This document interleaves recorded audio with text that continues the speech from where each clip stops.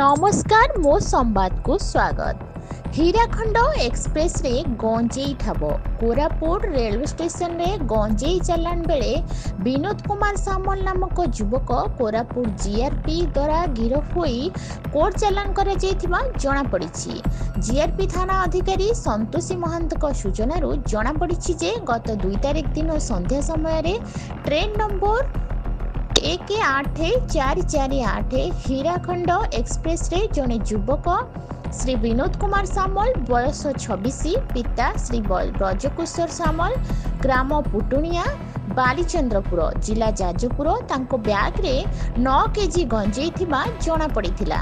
Koraput GRP एवं RPF police द्वारा ठाब करा जाई Koraput GRP case number 34 3/11/2025 US 20 BII B 29 NDPS act अनुसार कोर्ट चालान करा जाइथिबा बेले गत 3 तारिख दिन ताहार सहयोगी श्री आकाश तुर्की कदमगुड़ा बैपारीगुड़ारू गिरफ करा जाई कोर्ट चालान करा जाइथिबा सूचना मध्य दिया जाइछि।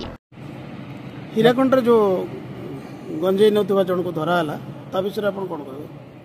हमरो जीआरपी आरपीएफ रो मिलित चढ़ू चलथिबा समय रनिंग ट्रेन हमरो हीराखंड जोटा के हमर जगदलपुर भुवनेश्वर जाए से ट्रेन रे गोटे पिला पाइला बैग सहित से बैग रे गंजेई थिबार मिलला। तापरे ता ना होछि हमरो विनोद कुमार सामल से जाजपुर डिस्ट्रिक्ट रो पिला से जयपुर गंजेई नेके जाउथला भुवनेश्वर रे दैथांता।